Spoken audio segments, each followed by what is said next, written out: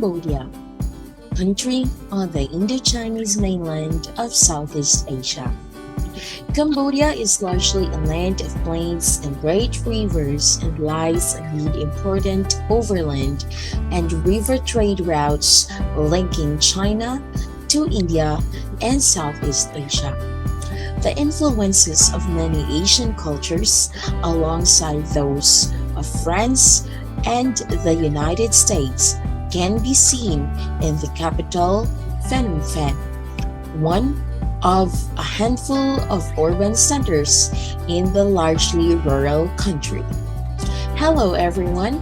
Welcome to Educ 614 Rural and Urban Development. My name is Lynn Carla Mulies, giving you fresh update of the rural and urban development in Cambodia.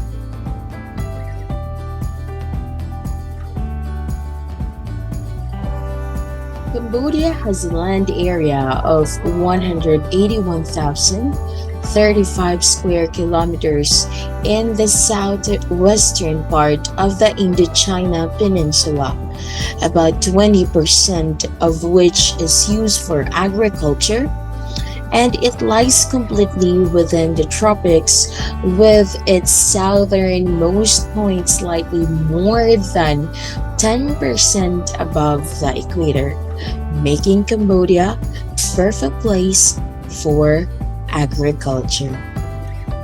Rural development in Cambodia. Roughly 75% of Cambodia's 16 million population live in rural areas, and the country's agriculture sector created 3.12 million jobs, or 35.5% of the total employment, and contributed 24.4% to the gross domestic product in 2021. Rice is the main crop in the Southeast Asian country, where some 12.2 million tons of paddy rice was produced in 2021, an increase of 11.6% year on year, and they are aiming for more. Cambodia aims to become an upper middle income country by 2030 and a high income country by 2050. To achieve this, the government has formulated Cambodia's Vision 2030 and the Cambodia Industrial Development Policy to guide the country's transformation and to narrow the rural-urban gap. The government's priorities include: Number 1, developing human resources to ensure competitiveness and increasingly open regional labor market. It aims to educate farmers on how to market their products in the world market. Number 2, continuing investment in transport infrastructure and improving trade facilitation. This includes transportation of products from farm to market. Number 3, developing and increasing value-added agriculture and agro-industry. And number 4, strengthening governance and capacity of public institutions to improve the efficiency of public service delivery and investment in climate. Climate change is a very big issue for the farmers in Cambodia, especially if their lands are affected with the changing climate of the world. This affects the quality of product and the products itself that is being exported all throughout the world.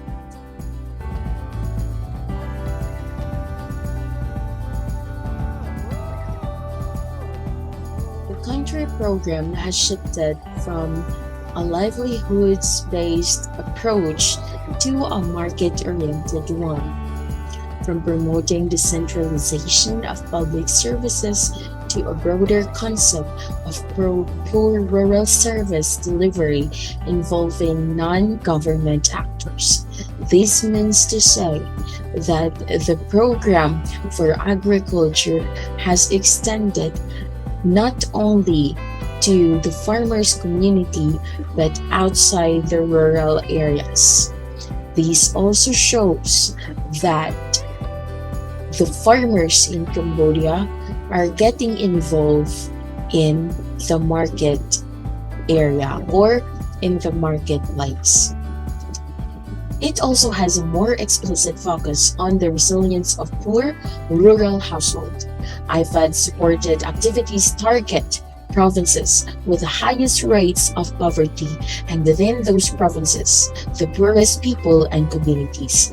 For Cambodia aims to eradicate poverty. In Cambodia, IFAD's work focuses on the following thematic areas. These areas are connected to each other to promote the advancement of agriculture and other rural jobs. Number one, agricultural value chain development, facilitation, and brokering service.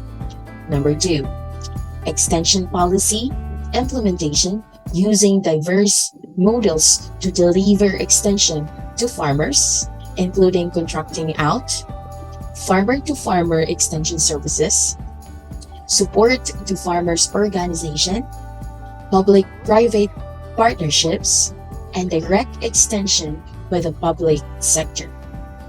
Number three, program budgeting and development of the national and provincial agriculture development plans. Number four, rural instructor for agriculture markets, business, and trade. Number five, digital technology for the agriculture sector, including online payment, digital finance, online logistics, and digital markets for agricultural value chains. By this point, the farmers are advancing also in technology. Number six, climate change adaptation and extension, conservation agriculture practice, and risk mitigation in infrastructure investments. Number seven, renewable energy technology, including support for smallholder agriculture value chains. Number eight, microfinance, including value chain, financing, and group revolving funds. The government has designed a loan program for the farmers. Number nine, skills and enterprise development through support for the implementation of a demand-driven skills development fund and enterprise promotion fund. Number 10, program-based approach leveraging synergies between ongoing IFAD-supported projects to create an integrated package of support to the smallholder agriculture sector and working with other development partners through a country program steering committee.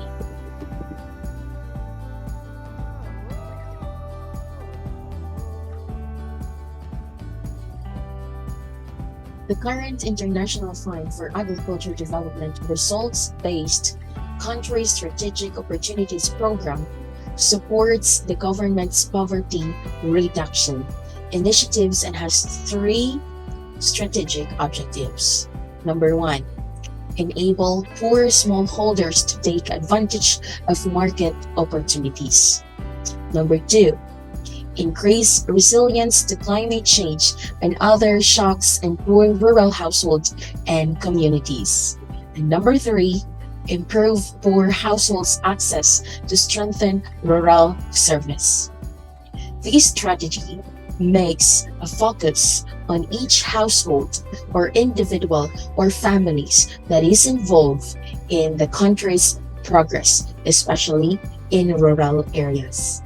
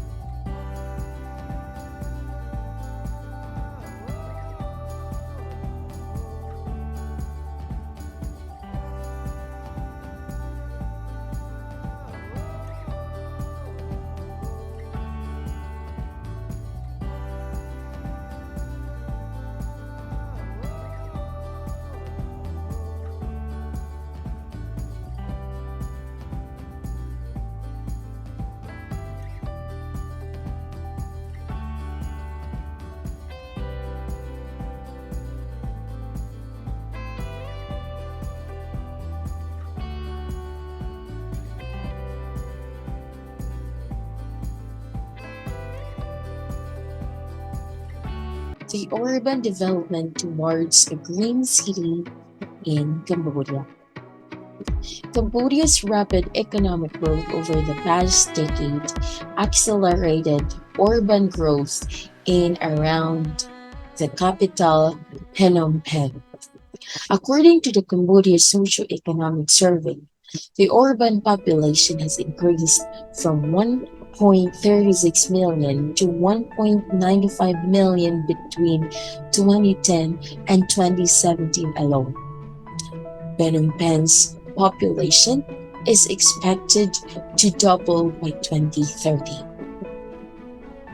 The growing number of citizens drives the continuing replacement of the natural environment by urban built-up quarters and infrastructure, leading to a massive transformation from a city dominated by gravel roads to a modern metropolis dominated by a set of skyscraper and encircled by satellite cities.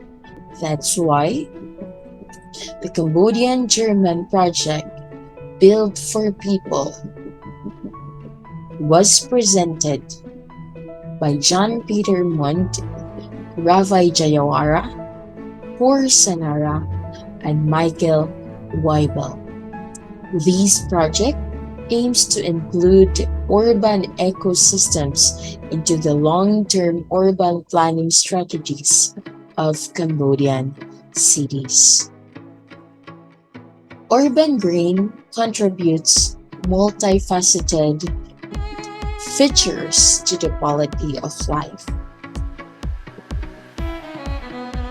It offers local residents such as options for local recreation, cleaner air, lower temperature, and a more pleasant scenery.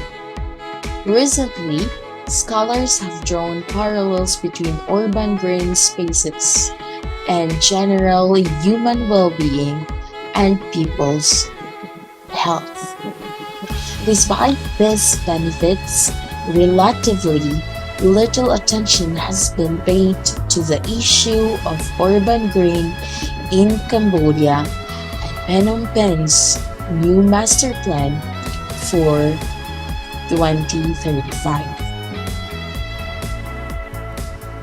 A research project funded by the German Ministry of Education and Research now investigates the extent of urban green and the potential benefits for citizens, urban climate, and ecosystem.